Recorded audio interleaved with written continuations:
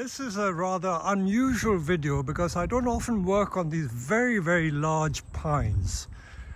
For those of you who've been to our nursery will know that we have many pines. These tall trees here I planted back in 1986, and my good friend Paul Catanack, who used to be the membership secretary of the British Bonsai Association, he planted 1,000 of these pines for me, and most of them got too big. But the other pine that I'm very fond of using is called the Beuvronensis. You may have heard about it, but let me just show you some of the large Beuvronensis that we have. So this is our stock of Beuvronensis. We have literally possibly 70 or 80 possibly, and they were all imported over the years. The first batch was imported back in 1980 when I lived in my previous house in Purley, and I brought them here to Herons when I came in 1985-86. So these have all been growing over all these many years.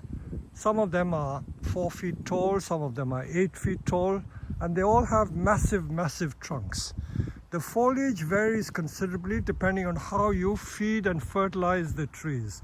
So this one has got large needles because it's been heavily fed. If I don't feed them so heavily, they get very small, tight foliage.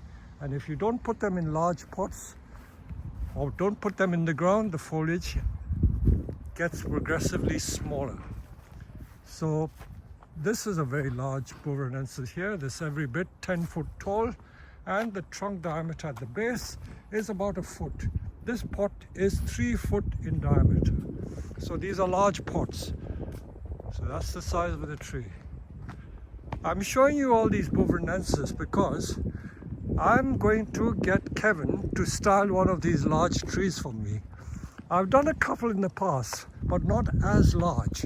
So this is a particularly large one. Look at that trunk.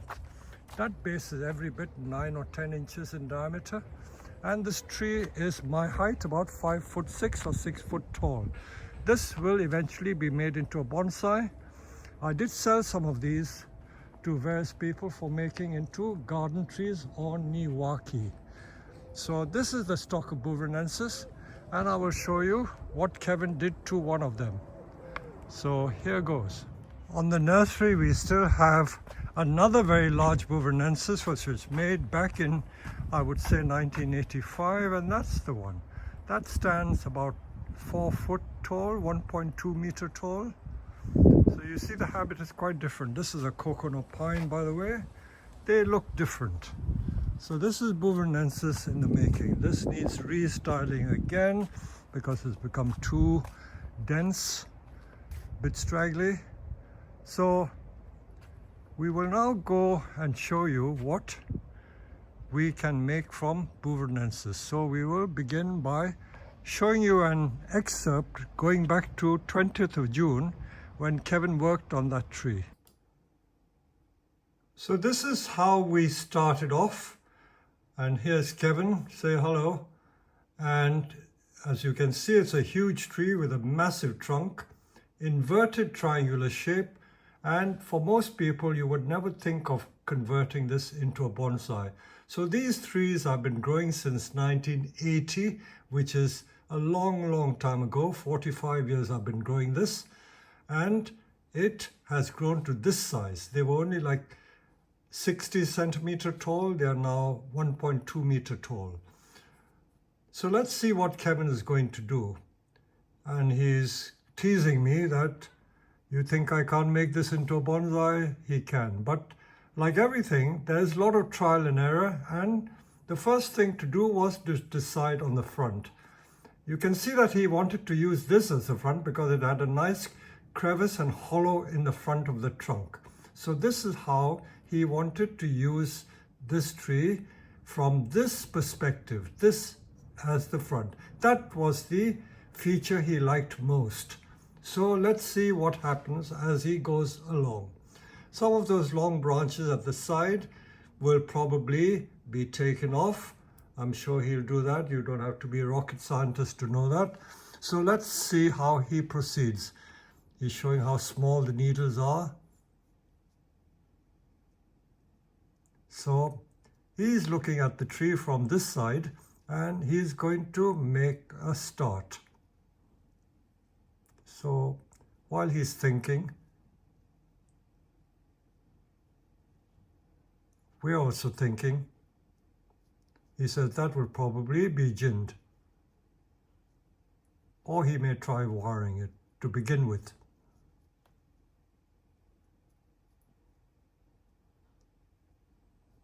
So there are a lot of possibilities. That's what he's saying. If you don't mind, I had to dub this video because I found that the mic didn't work.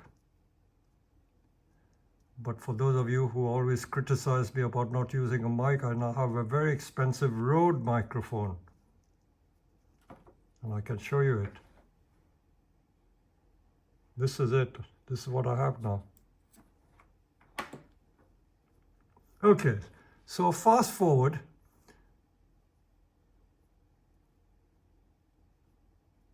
This is the overall view of the tree.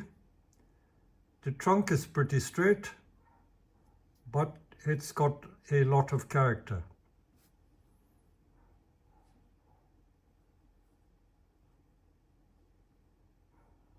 So I think we're all cogitating and thinking, what should be the first move? The first move or the first decision is always an important one. Okay, the previous little footage, the mic played up on us, so we couldn't get a sound, but I'm just showing you the gin effect we created from that. If you hold the branch again up, Kevin. Yeah. So what we did, rather than saw it off, Kevin used the branch splitter and gradually split it, and then we took it away. So there was no saw involved. It was just by using the branch splitter. We split it and got this beautiful tone effect. I will dub the other bit of footage just to make it more complete. But this is what happened. So we will carry on now. So that is one step done. So something out of the way. Every little step you take helps us to reach the ultimate goal. Okay. So you can see already there's character here to this. But you notice what I've done here. I did take the whole branch here, and I started tearing from this side, yeah? Okay. So we get this effect, yeah, you know? We know that nothing underneath that, yeah, is feeding, yeah? Because this branch is now gone, yeah, you know? All right. So we know we can do this much here, you know? Looks a lot more natural like this, rather than creating a porthole like this. Okay. All right. You know, so I'm going to have to do something with this later on to make it look more natural. But you can see the beautiful base on this Beuvronensis, yeah? It's absolutely stunning. So now you're looking for potential branches? Yeah, so I think the next thing I'm going to do is put a turnbuckle on this and see if I can move it. If I can't, I'm going to have to remove that as well, yeah, and start up here, yeah, you know. Yeah, but the thing is, yeah, see how far I can bring. That is possible. You know, these branches can come right down into here, yeah, you know. So, but I'd like to use that, yeah. Okay, you know what I mean? good. Let's see. Okay.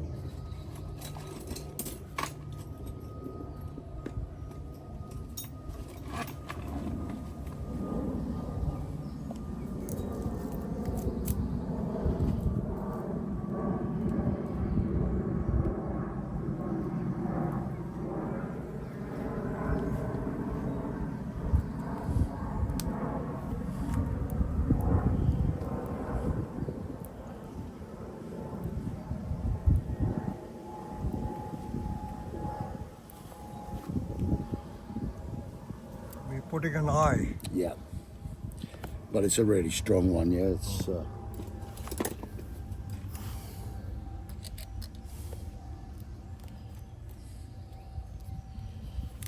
need more of a fulcrum on that.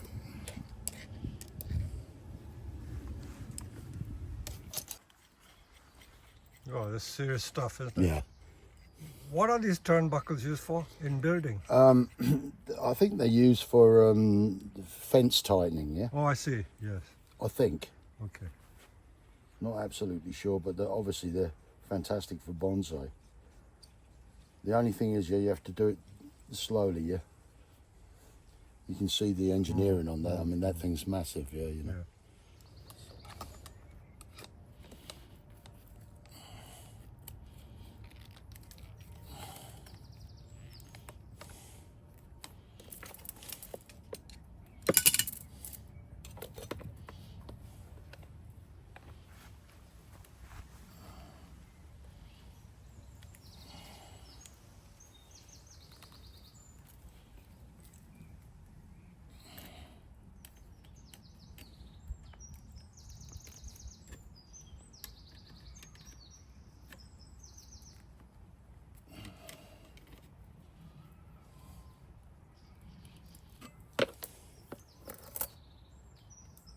Yeah.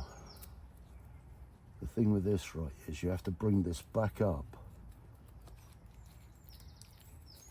around this wire, yeah, to stop it unraveling, because the tensions are immense on this thing. And also you have to be careful with Beuvronensis, yeah, you know what I mean? They're brittle. They're a lot more brittle, yeah, Yes, than, yes, of course. Than the Scots. than the Scotch, yeah, you know. But not many people have come across Beuvronensis. They're not grown now. No, there's not so many, yeah? So are you trying to bring the branch down or bring it forward? Bring it forward and down if Oh. it will come, yeah. But I won't finish this, yeah, while you're filming now, yeah. Because what I'll do is I'll get it to what I call critical mass. Because what happens inside, all the vascular bundles start to open, yeah, where you're bending it, yeah. And you have to leave it for a certain amount of time, yeah, for all the resin inside the vascular bundles to open up, basically, yeah. And then you'll find it moves much better, yeah. It's a trick also with broadleaf trees, is if you're bending, yeah, to bend a little bit, yeah, wait, and then come back and bend again, yeah. And you get more pliability, yeah, you know what I mean, over that course of time. So I'm going to get to where I think this tree can take it and then leave it for a while and start on the upper branches. Okay. You can see that I did partial pruning of this tree over the years. You see all those stubs were growing straight out. So I cut those like leading shoots and let these side branches grow out. Huh? Right. Okay. Well, we've tried to move this one, yeah? Yeah. I don't think it's going to move, Pete, yeah? So what we've done, we've started to move into this one. And actually, in the bringing down of this one, yeah, I've realised that we could never get that low enough, yeah, you know? Abandon that. No, no way. So what I've done, yeah, is the same as what I said with this one, is bend and wait, yeah? The other thing I'm going to do is I'm going to disperse the load, yeah, from this point, yeah, to here as well. Double. You know? Yeah. So the strain is going along the branch, yeah, rather than in one point. Oh. And you can get a bit more out of it that way, yeah. You can see how far that's come down already, yeah. But we need a lot more. Of course, that low branch has served its purpose because it's acted as a sacrificial. Well, yeah, fact, it's isn't thickened this area it? up, Made hasn't that it? base Yeah, so thick. I'm just going to disperse the load over a bigger area.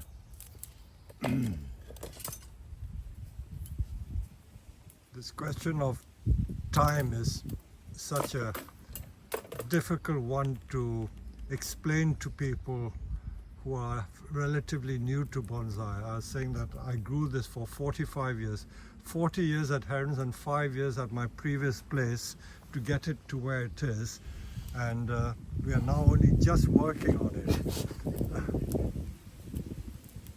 It's legacy, yeah.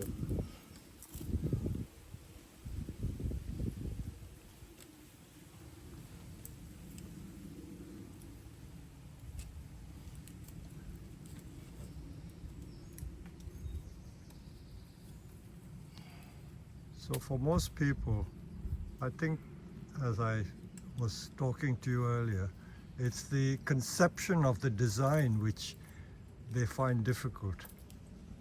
Yeah, it's seeing what's going to happen, isn't it?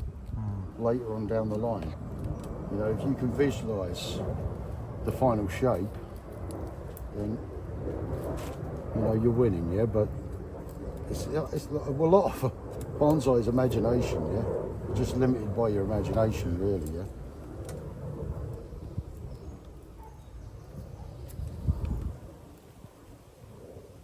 It's come down quite a lot. I'm just going to leave that a little bit longer, yeah? And then I'm going to bring that down into its final position. You can see already, yeah, you know? Oh, it's come down a lot. From an upright position, yeah. I'm going to release that because that's not going to happen. Worth a try. You have to try, you know? And the other thing is that's also how you learn. If you've got a branch here that you think isn't going to do what you wanted to do, don't bang your head against that wall. No, well, abandon it. But also try to move it, yeah.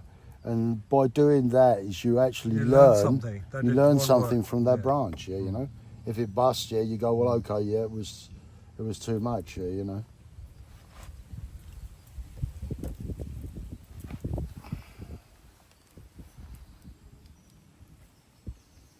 Oh, that's spent a lot.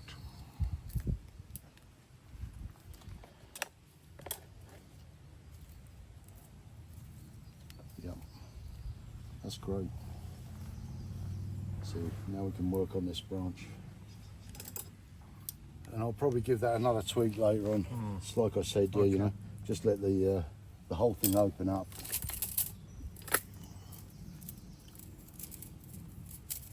Just now get some shape into this and compact it.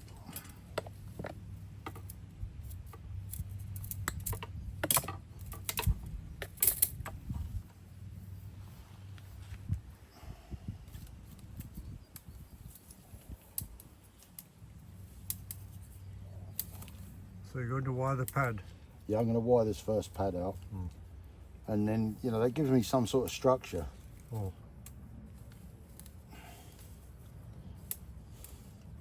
Makes you can, you know, your first concept more believable, yeah, if you do the first branch.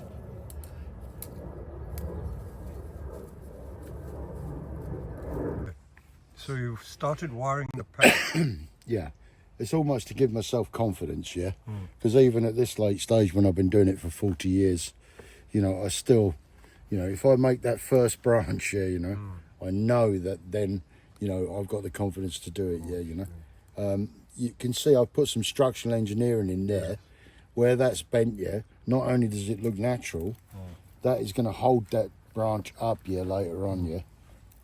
And you can see, yeah, I've compacted that whole thing, you know.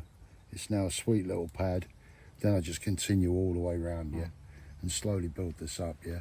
And then at the end, yeah, if I need to bend more, like I said, with the opening up of the vascular system, where we've bent it down, yeah, it will move slightly more, yeah. So I'll be able to do the final placement, yeah, when everything's laid out and done like this, yeah. Then I'll do the final placement, yeah, of that branch. But you can see already, yeah, you know. That back low branch, don't you find it distracting, or you just blank your mind out of it? Yeah, I'm blanking my mind out at the moment. Because that clearly is no longer needed, huh? Yeah, I might ask you to do that one, Pete. Okay. Go and get the mini chainsaw, yeah. And then we can tear it. And then we can take it so no low, rush. you know. Yeah. Some people are not able to do that, you know, blank it out. Blank it out of your mind. The thing is, right, yeah, what I'm doing is decompartmentalising my work. So I'm only thinking about that area, yeah, you know. But you still have the overall design. I have the overall design is in my head, yeah, you know. Okay. It's, but the other thing is that rhythm, you know, has to be the same. That's a classic you know? pad formation. Yeah. You know, and look, that wouldn't move before, yeah, I can get a little bit more out of that, yeah. And I can keep doing that during the course of a day, yeah, and compress this whole thing, you know.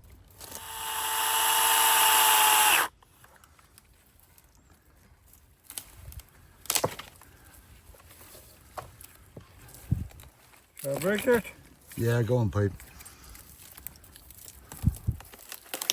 Hey. You can tear it like that. My God, look at the rings, huh? I think like, can you see the rings? Yeah.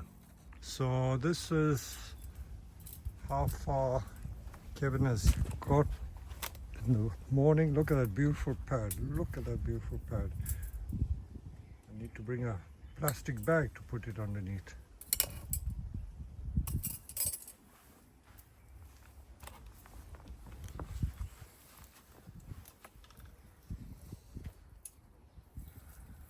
We're working under the shade of the tree because the temperature must be about 30 or 31, 33 perhaps. And there's no better place to work than under this great big cherry tree.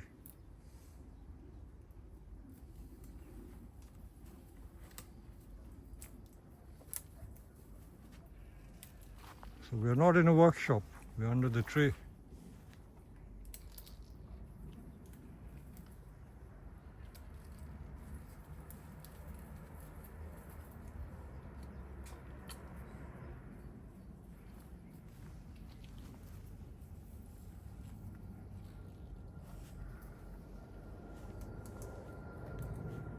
So Kevin is wiring virtually every branch that can be wired, and so far we've only taken out the 2 branches that we showed you earlier.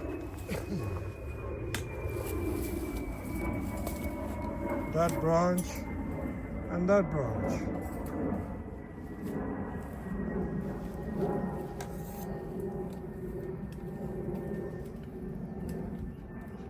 This tree is probably 4.5 foot tall, possibly 5 foot.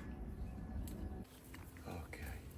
So Kevin, every time you get a new piece of material, how do you view it? You find it exciting or frightening or what? All of the above. I mean, it's I love the whole idea of the natural puzzle. Yeah, that's the thing that really floats my boat. So I'm excited about solving the natural puzzle. Yeah, but then terrified. Yeah, whether the mechanics that I'm doing on the tree will afford me to finish the puzzle. Yeah. So at the moment, I'm at that stage. Yeah, but this branch turned out pretty well. Yeah, you know what I mean. So we're getting there. Yeah. But I noticed that on this one you haven't made a drawing, which you usually do. No.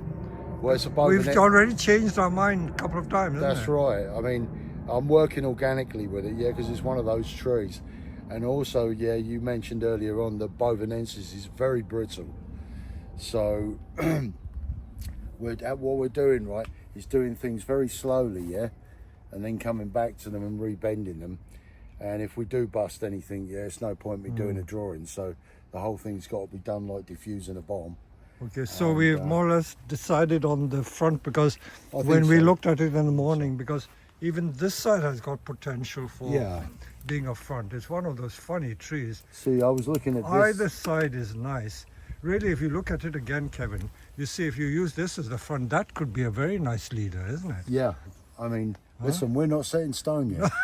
You know, I mean, we're doing this could thing. Change our mind. No, we're doing this thing organically. In fact, the you taper at the base is better from this side. It is, and also it doesn't leave the ground quite as well. It does actually. But I was looking at this part, also. And that would be beautiful, shari and if that gin. was shari, in there, and this was gin, that could be quite spectacular. In fact, I hope you don't mind me saying, this looks a better front to me now. Well, I mean, we're not saying. And you see the welcoming arms are here on either side. We're not set in stone, Peter. Not set in stone, all right.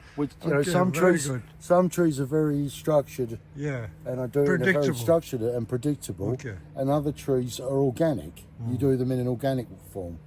Okay, and, good. Let's see. That's what we're doing, Okay. I mean, we could take bets, Yeah. Who's going to bet which is going to be the front? Come on then. What are you going? What are you saying? Tuppence. Tuppence. Oh, big better than Pete. Yeah? Whoa.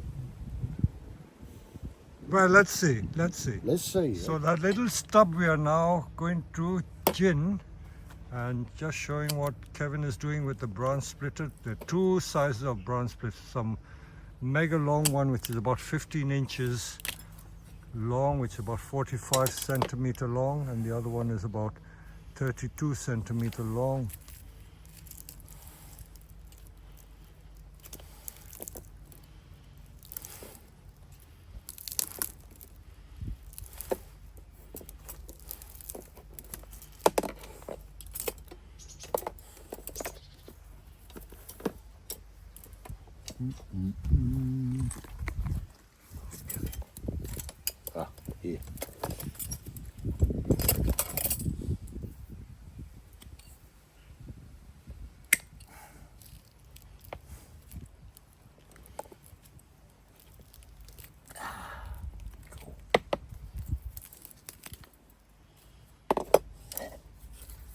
You can see this is taking the line of where that branch was.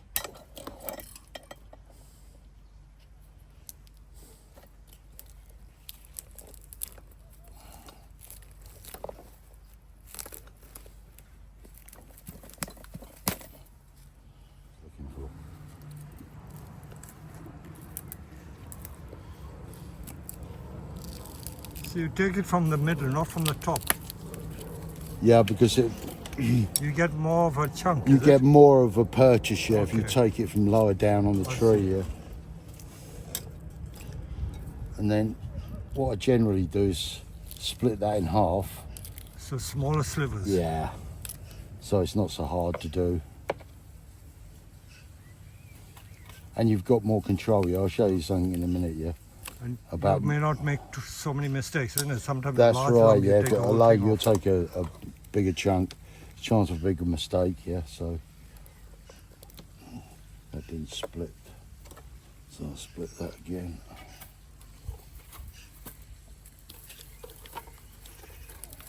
That's it.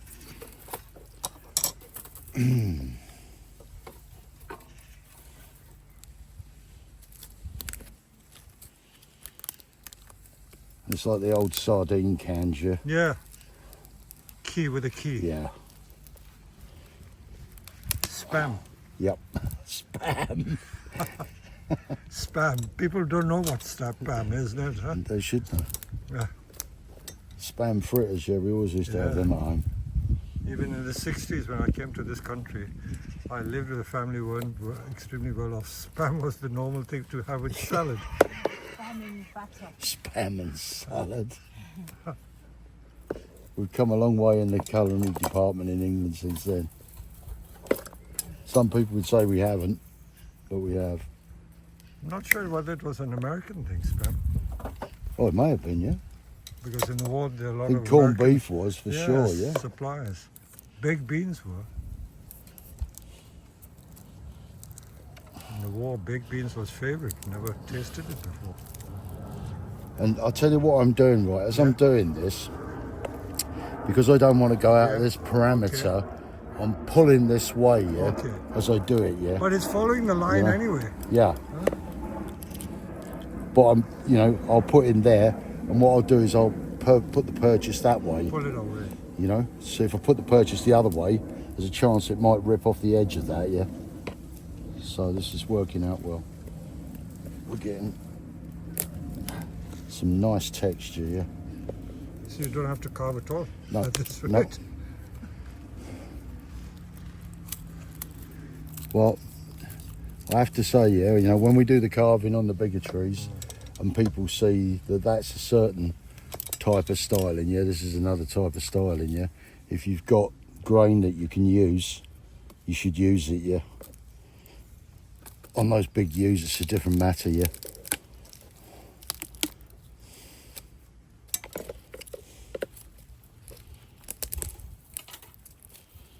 So we're giving a lot of secrets away, Kevin. Yeah, oh yeah. Doing the tearing with the brown splitter in the middle rather than from the top. Well, there's loads I of... would have never done it like that. Yeah. I learned something new. Yeah, it's...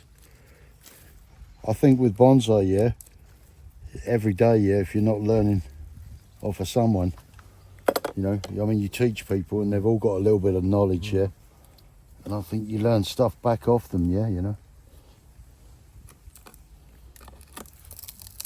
Yeah, you get much more of it.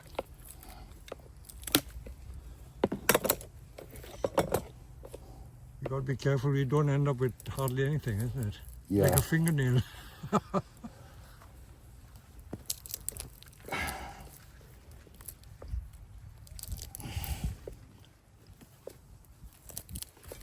Excuse the noises. But look at that, yeah, you know, the texture you get. Beautiful.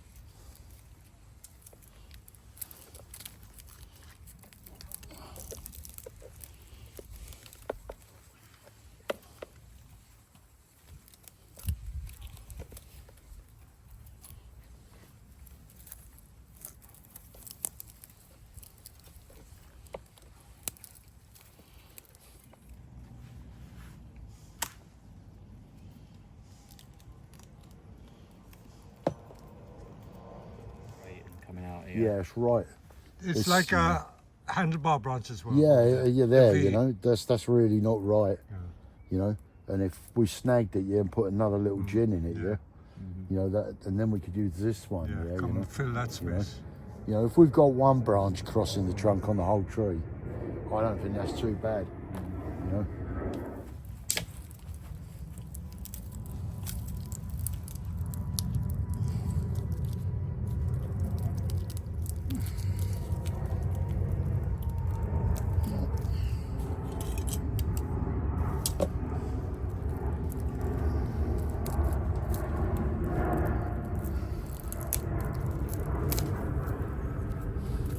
But it's nice that it's just evolving, isn't it? Yeah. Do a little bit of damage there, that's all right. Don't want that so long.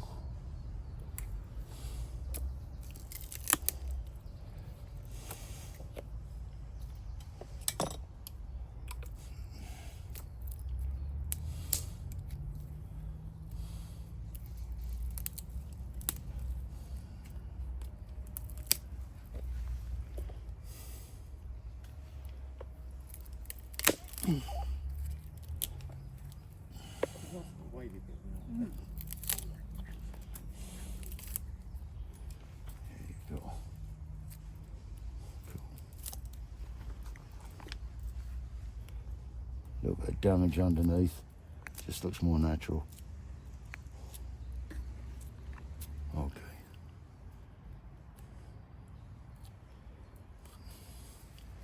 Much better.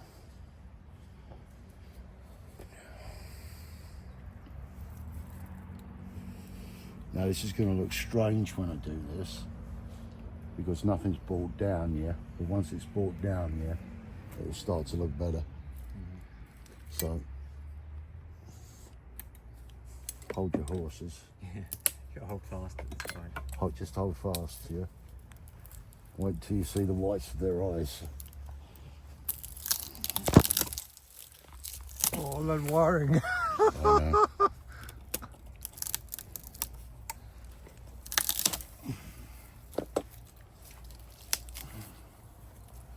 Less is more. Yep.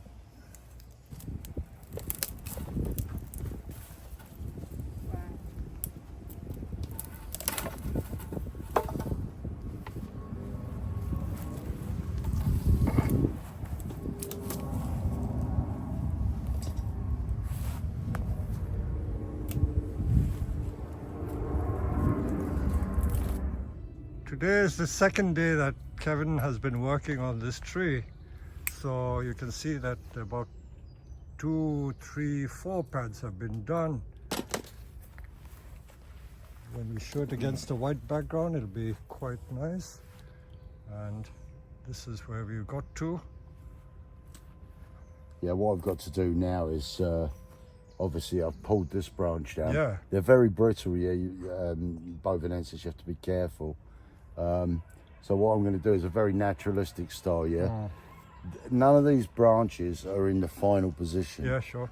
What I'm doing is doing the technique all over, so the branches are all set out and laid out properly, all the candles turning up right, in the end it'll all come together in this cohesion, and I'll bring the whole thing in closer to the trunk.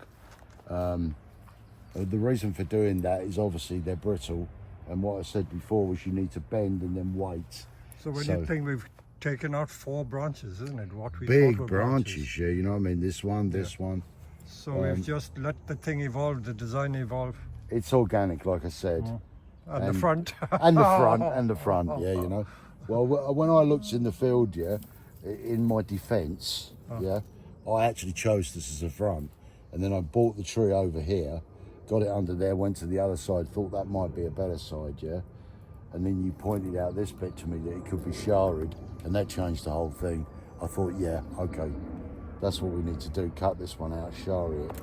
It adds more character. If you can see the base in there, look at the beautiful way, And the way it's leaning, it's a nice natural leaning style. And also, because it's been growing for so long in the field, it's got this root on this side, on the left-hand side, which is supporting the tree. supporting the tree.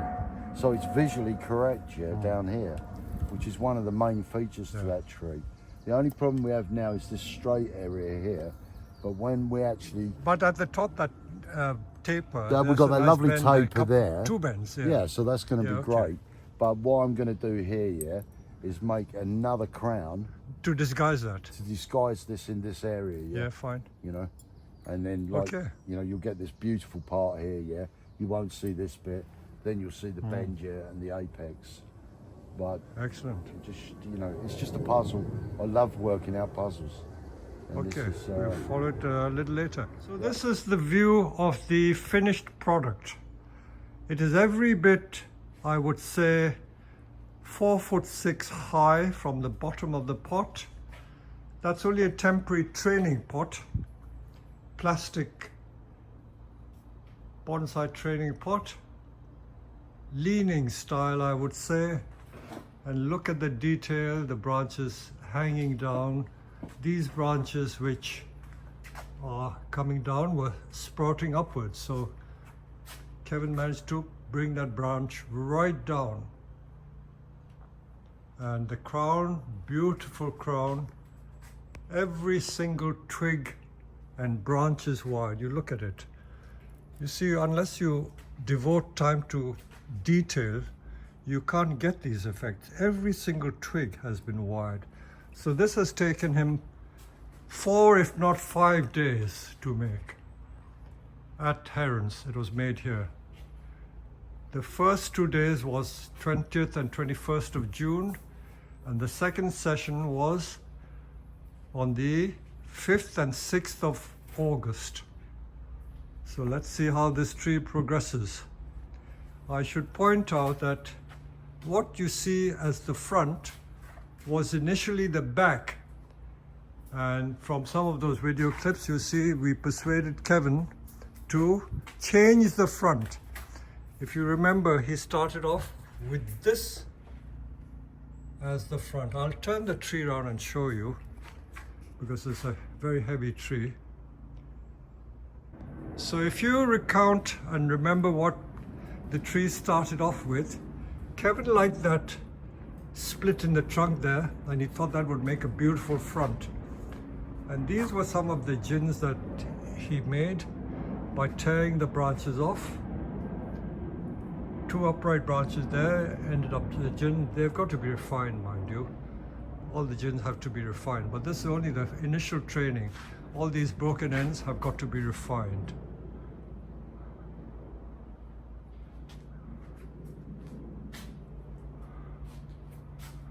So this is the back of the tree. You can see why Kevin wanted this to be the front. It's got quite a lot of character, but I still think the other side is the better front. He did admit it as well. So that is how the top of the tree looks. A bit complicated because I'm viewing it from not a very nice angle. And you can see one branch has been made into 3 separate tiers of pads. One branch you can get 3 tiers of pads. Like this branch as well, it's got 4 tiers of pads.